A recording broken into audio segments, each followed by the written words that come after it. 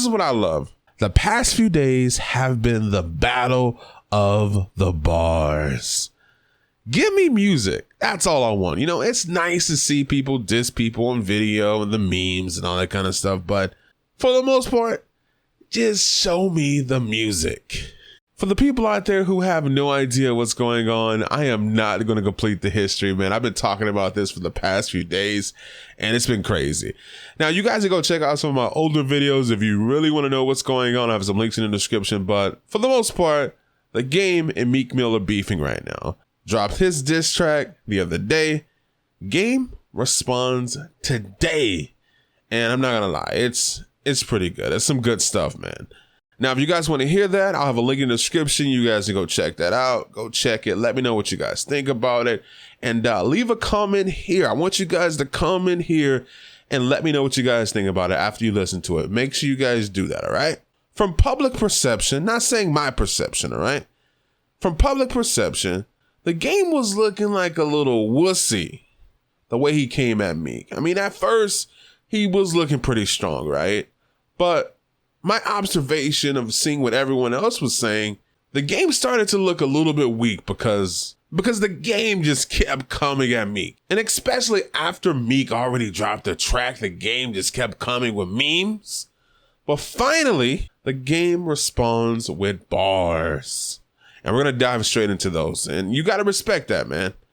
And I think both of those diss tracks were pretty good. I'll let you guys know when I fully think about them at the end of this video. Now, he pointed out some very interesting things in the song. And one of the things that totally stuck out to me was the fact that he said he could have went out and got Nipsey, J-Rock, Schoolboy Q, E40, Ice Cube. Could have had Dr. Dre screaming Meek is a rat on the track. He could have did that. But he's saying he wanted to come at Meek solo. Now, I'm not going to lie. I did love the fact that Meek Mill brought out Beanie Sigel. And I love it. And I love the fact that all three of those guys are on the track, even though Beanie Sigel dropped like half a bar or something like that. I loved it. It kind of reminded me of that old school Tupac Hit 'Em Up. Not saying it was on the level of that, but I love it whenever a group of rappers jump on a track to diss someone. I like it. It gives me that old school nostalgia. Now, the Game is serious about this. And I don't know if he really believes this or he's just saying it because it's easy to pick on and maybe people will believe it, because at the end of the day, it's all about manipulating the viewers to think something whenever you're having a diss battle. So if you could point out that little bitty thing that may be on their mind to sway them, you do it. This is what he said about Beanie Sigel. Yeah, take Beans back to rehab. On Instagram looking like a motherfucking beanbag. Flying through Philly on the walkie sticks. Punk ass nigga. I'll beat you with a hockey stick. That nigga gave you the game. You ain't soak it. You was supposed to throw up the rock, not smoke it. Talking like you're gonna be in LA in 3 hours. It's a 5-hour flight. Put this bum in the shower. Jesus. Damn, Game, why you gotta roast Beanie Sigel like that? We all love Beanie Sigel. Now, I don't know what's going on with Beanie Sigel, but I do know that he was recently shot, like a few months ago or a year ago. I mean, the dude got shot up pretty bad. He was in the hospital, and he got damaged so bad by the bullets and having a tube down his throat, it actually changed his voice. Like, if you listen to Beanie Sigel now versus what he sounded like back in the early 2000s, mid 2000s, he doesn't sound the same. Like, I was listening to him on Tax Podcast and he explained that whole situation, but it didn't sound like him. Now, when you look at him now versus then, I mean, he's a lot smaller. And of course, I mean, someone that's overweight, you would hope that they will lose weight. But the Game is like twisting that around, saying he's on crack. He's losing weight because he's on that. And I don't know that to be the case, but that's not here nor there. I love the bars from there. So moving on to him talking about Meek Mill, and he points out some key things that Meek Mill has done in the past, and it's like a total contradiction. And let's read this. All right, so let's jump into this. He says, you jump Quentin Miller, and now you don't scrap. It was time to go at Drizzy, and now you don't rap. Ask your bitch, she know I bees in the trap. Now that's quite funny, right? Because there was a story that got out that Meek Mill's crew jumped Quentin Miller in Nike Town. So basically his crew ran up on him and jumped him. Now, what's crazy about that is that Quentin never dissed Meek Mill or anything like that, but the fact that he was associated with Drake because he was the ghostwriter of Drake, they decided to run down on Quentin Miller. Now, legend has it, they ran down on Quentin Miller because Quentin Miller didn't want to write for Meek Mill. That's what I'm hearing from a lot of people out there. I can't think of any other reason why they would jump Quentin Miller when Quentin Miller never dissed Meek or anything like that, because he wrote on the album, If You're Reading This Is Too Late. He also wrote the verse for Drake on Rico, which is Meek Mill's song. And that was the first single that they put out on that Meek Mill album. So that was crazy, right? His crew ran down on Quentin Miller, wanted to fight Quentin Miller, and Meek Mill said it himself that he wanted to give Drake a wedgie. But when it comes time for him to fight the game, he's like, I don't fight. But one thing Meek did say, he's like, I don't fight, but I'll shoot you. But then he says he'll shoot the game. So I'm guessing there's going to be no fist fight between these two. But that whole thing is funny, though, man. I mean, if you run down on Quentin Miller, you say you're going to give Drake a wedgie. Why can't you fight the game? I mean, maybe the game is a little bit too big to fight, man. You got to shoot that dude. You got to chop that dude down like he's a tree. Just saying. Now, this is a line that stuck out to me. Of course, it seems more like Game is dropping knowledge than anything. He's just straight snitching. Let's just put it that way, man. He says, now tell the world how you got your bitch. You FaceTime Nicki while Safari was fucking a chick. You ain't shit but a rat to me, a snake that don't rattle me.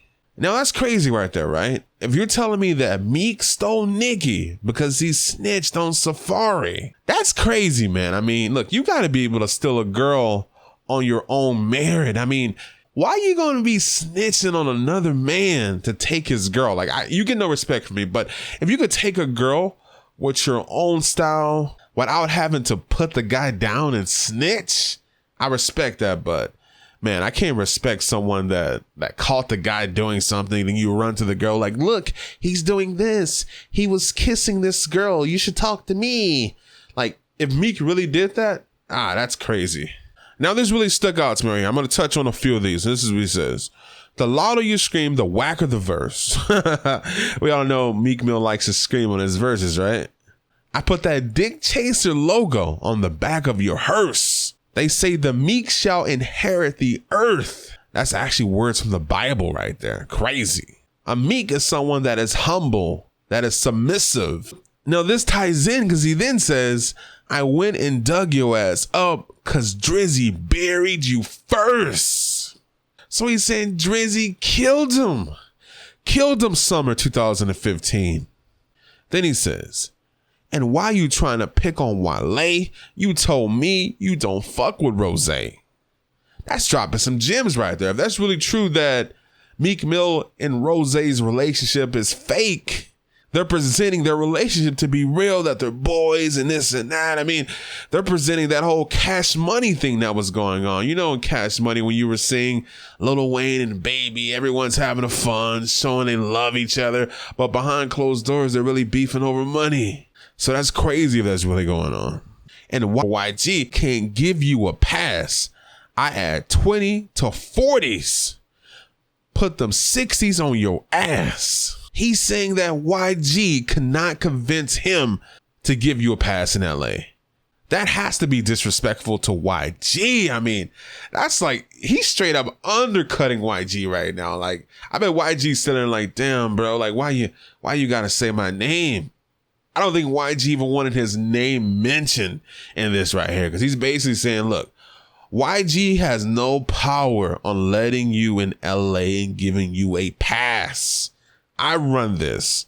And of course, when he says 20, 40s, and 60s, I don't know if all those are gangs, but those numbers are gangs. That's the name of gangs.